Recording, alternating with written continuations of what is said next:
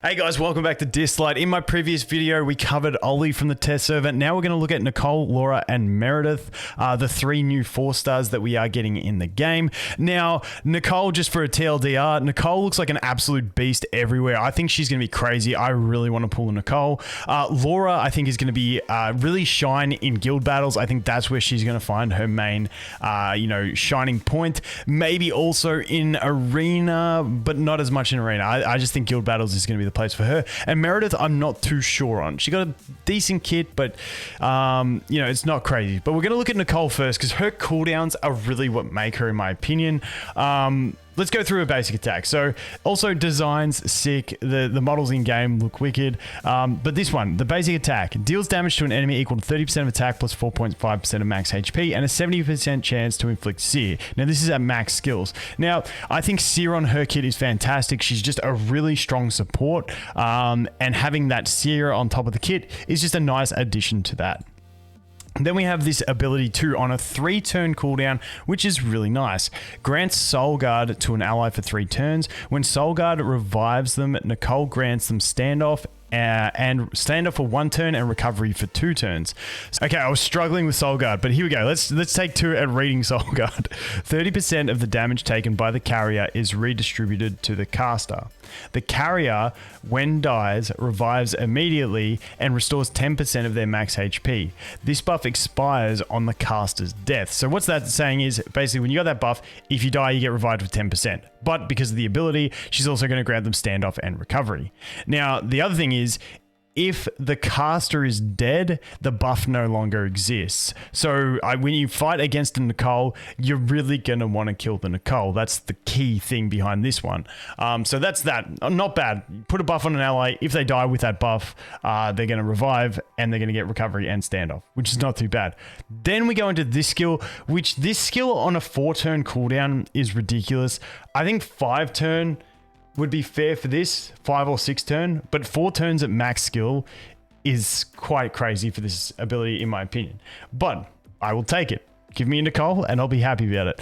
Deals damage to all enemies equal to 7% of max HP and grants all allies defense up for 2 turns and invincibility for 1 turn. While additionally granting Soul Guard to an ally with the lowest HP for 2 turns. This is really cool. So it's team-wide defense up for 2 turns and invincibility for 1 turn. That is really strong in itself, but you're also granting the Soul Guard to another ally. So with her, if you like on a 4-turn cooldown, that is ridiculous uptime. If you build her on an incredibly fast set in a team with like a speed buffer or something like that, she's going to keep this up fairly often on your slower allies are going to have some fairly strong mitigation. Otherwise, you put the cooldown reduction set. What's that? The cooldown. Ocean Waves, maybe? Is that the one? I think that rings a bell. But like the cooldown reduction, you get a chance to reduce. It'd be cool if in this kit, her second ability like granted another turn or something like that, because those abilities always are broken with the grant another turn or the cooldown reduction sets. But yeah, like this kit in itself is ridiculous. Arena defense type teams, maybe, but definitely clan wars on defense, just for general progression. When we look at things like tower, cube miracle, I think she's just going to be a beast like in the entire game right through. I don't think there's any position, any format of the game where she's going to be horrible. And I really, out of all these units, I want to pull a Nicole, and increases ally HP in point war by 30%. And those leader skills in point wars, when you've only got 3 units, I always say it's handy to have something. Next up, we have Laura. Now, Laura looks like an absolute savage. Check out the legs. Like, dude, she's going to crush you, like, with those legs. Watch out. Laura's coming. Okay, so basic attack. Deals damage to an enemy equal to 20% of attack plus 5% of max HP with a 70% chance to inflict silence for 1 turn. Now, this silence is really valuable in her kit when we look at what else she has. We move on to her passive. After each ally takes action, she grants a shield for 1 turn, and wait, she has a shield for 1 turn and shield absorbs damage equal to 8% of her max HP.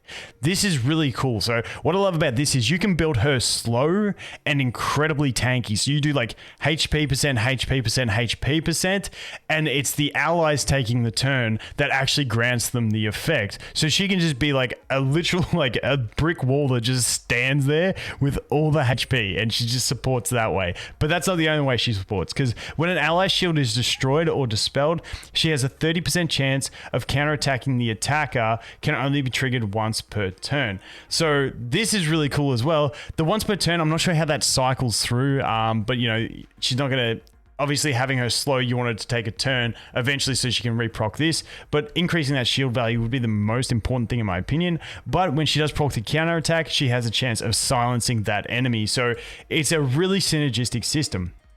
Now we move into the Iron Wall. Grants all allies a shield for 2 turns, which resists damage equal to 25% of their max HP. The annoying thing on this one is that it's their max HP. I really wish this was her max HP again. That's the downfall. This third ability is like really like the letdown in her kit, in my opinion, and also grants crit resist for 2 turns. Now the crit resist, I believe this means you got a 30% chance less to be crit. I think that's how I would make it, unless it's 30% less damage from crits. I think it's less chance to crit, but I haven't seen a full description of it anywhere, so we'll have to wait and see.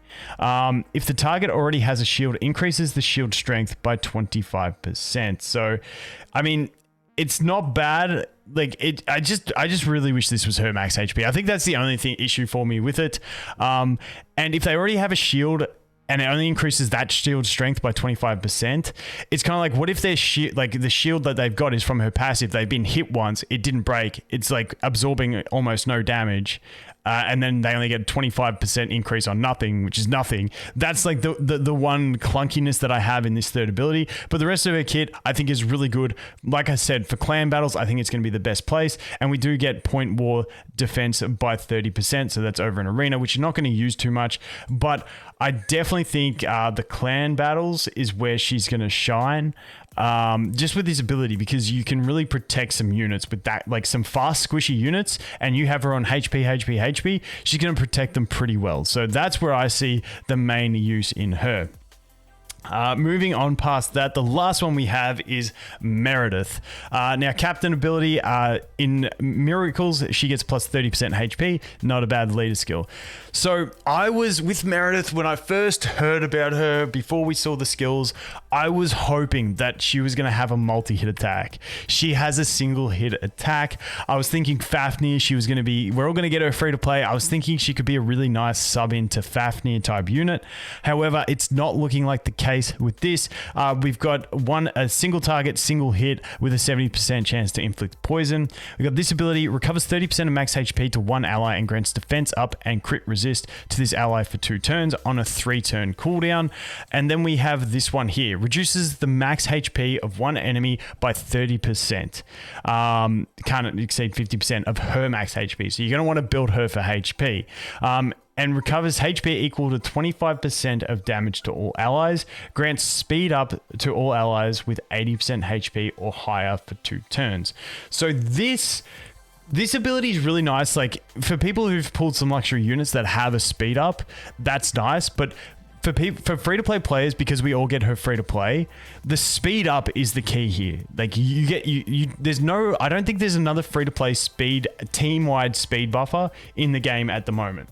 I don't think there is. I've looked pretty carefully because I've been doing a lot of free-to-play team building. So, you know, that's a really nice effect. It's got the heal. We got the double heals. Bit Chang-Pu-esque. That sounded really weird, Chang-Pu-esque. But yeah, a bit like Chang-Pu. We got the single target heal that's going to, you know, get the buff and stuff. And then you've got the AoE heal. So that's how I view her. She's like a win Chang-Pu. Obviously, you're losing immunity, gaining speed up. You know, you're getting a bit less of a heal, but you're getting the defense up and crit resist. I don't know. Let me know where you guys think Meredith is going to shine. I really want her to work well somewhere. I just haven't decided where that'll be because the speed buff. I look at Fafnir and I'm like, I don't know if I want to bring her to Fafnir when she's only got a single hit. If this was like hits the enemy 2 or 3 times, I'd be testing her in Fafnir. but maybe I test her there anyway and we see how it goes. Who knows? Because if the shield's off and she does this, at least it's going to deal a good chunk. It's going to deal, 50% of her max health in damage. So maybe that's something we go down the path of. I'll have to wait and see. But that is the 3 new 4 stars. Like I said, Nicole's my favorite by far. I think she's going to be absolutely amazing. Laura, if I get her, I'll build her for guild battles, because just have her standing there as a brick wall and giving everyone shields, there's nothing wrong with that. And Skylar, I'm going to test her because we get her, but I don't know exactly how I want to use her. But anyway, guys, that is going to be it for this one. Thanks for watching. Hope you have an awesome day, and I look forward to seeing the next one. Cheers.